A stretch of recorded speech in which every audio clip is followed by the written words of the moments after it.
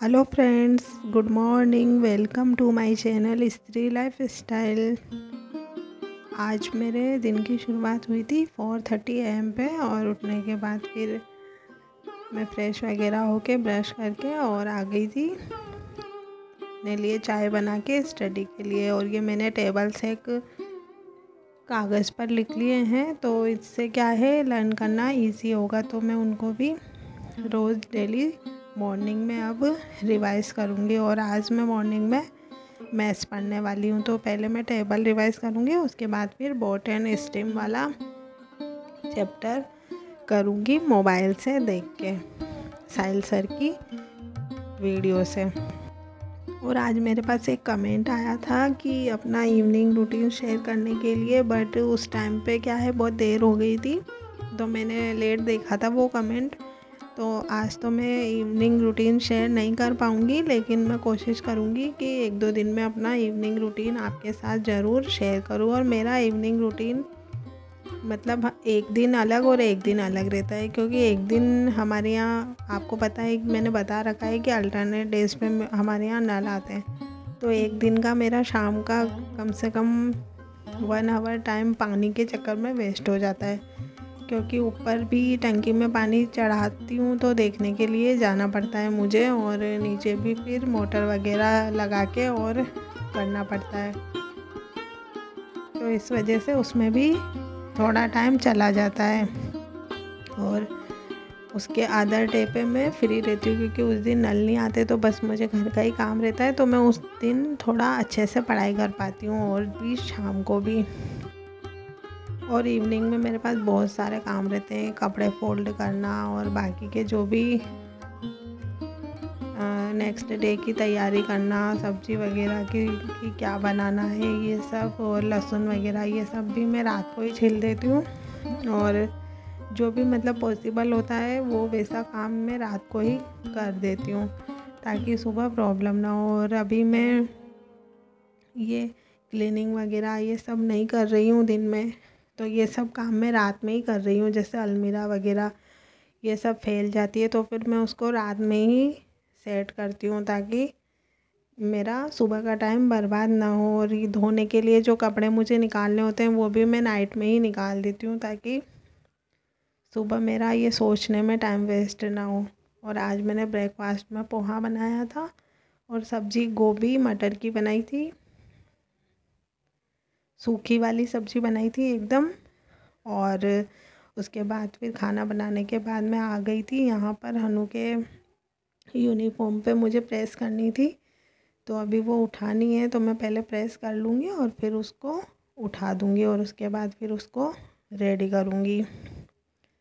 तो morning routine तो मैंने काफ़ी दिखा दिया है वैसे भी आपको, बट इवनिंग रूटीन नहीं दिखाया। मॉर्निंग रूटीन में मेरे लिए थोड़ा इजी भी होता है वीडियो रिकॉर्ड करना है, क्योंकि उस टाइम पे हनु नहीं होता है और मैं अकेली होती हूँ, तो मैं आसानी से कर पाती हूँ। और इवनिंग में हनु भी होता है, फिर मुझे उसको पढ़ाना भी होता है, तो मतलब इवनिंग का ज़्यादातर टाइम तो मेरा अदर वर्क में ही चला जाता है, स्टडी वगैरह तो बहुत ही कम हो पाती है।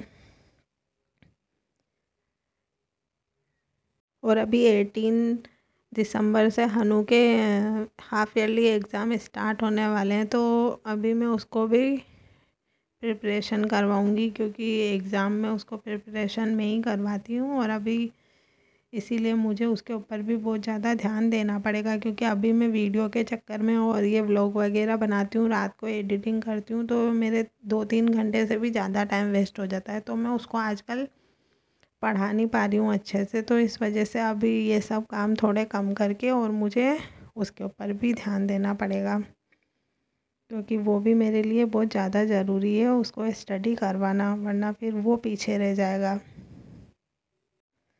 तो यहाँ पर फिर मैं आ गई थी स्टडी के लिए वापस से हनु को स्कूल के लिए छोड़ के, और अभी टाइम लगभग 9 बज रहा होगा।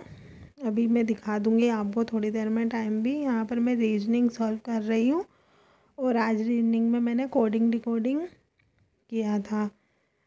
तो आज मैंने मैथ्स भी पढ़ लिया, रीजनिंग भी पढ़ लिया, और आज मैंने इसी टाइम में जो मेरा सेकंड स्लॉट है उसमें मैंने पावर सिस्टम के नोट्स भी रिवाइज़ कर लिए थे। आज बस मैंने जीके नहीं पढ़ा पूरे दिन में, बाकी मेरा टेक्निकल और ये मैथ्स और रीजनिंग का ये थोड़ा बहुत मैंने अच्छा ही कर लिया था।